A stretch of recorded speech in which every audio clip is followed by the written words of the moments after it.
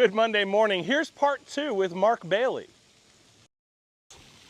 But we had that ballet studio there. We had an old arcade here. Right. That had the really old machines with like the baseball players, you know, that would hit the ball over the little fence. And then in the middle there was a bandstand.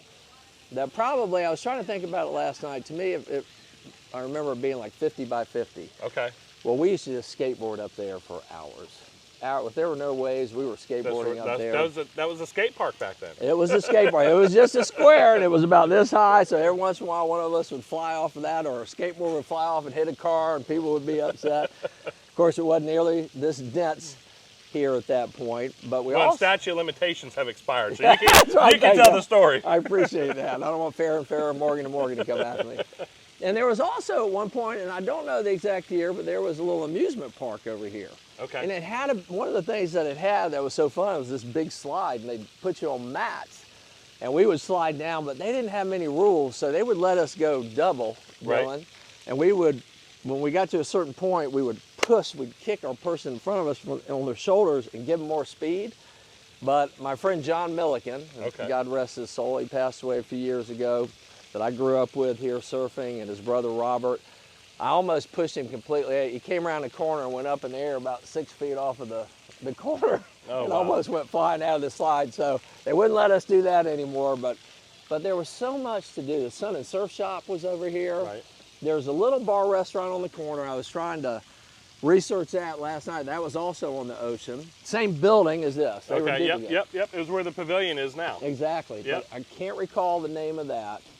But, you know, there were just so many things that I recall. I was talking to a friend of mine, I mentioned Robert Milliken last night, who's an eye doctor up in Amelia Island now, and I met Robert and John when we were catching crabs. Okay. So I would go down with my nets and our coolers, and there was a little spot in front of the Embassy Suites called Sinky Sands. Okay. And it had rocks.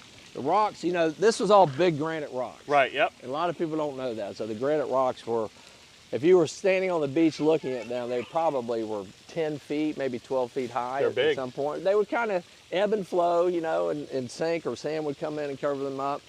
But in Sinky Sands, it was full of blue crabs and stone crabs. Oh, wow. So we used to go in there, and I'd fill up a cooler of blue crabs. Always only popped one claw off the stone crab. Yeah, one claw off the stone crab. Make sure they live and they grow back. That's right. And then I would take them back to the house right on 16th Street, and Mom would cook them. Right. And then we'd sit out there on the porch and peel that beautiful white meat from the blue crabs. And the sweetest meat. Oh, yeah. I mean, those are some of the things, you know, just a few of the memories that we have here. But it was a lot of locals. It was low-key. Everybody looked out for each other. Yeah. Somebody lost their surfboard because we didn't have leashes in. Friends were paddling in, trying to get their boards out of the rocks because the board would get all dinged up.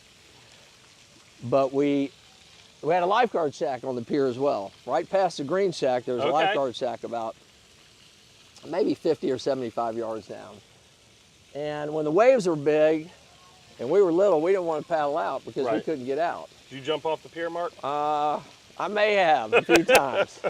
But what we would do is we would sneak up and hide behind us, and John and Robert and I'm sure Tori, and God, there's a bunch of others.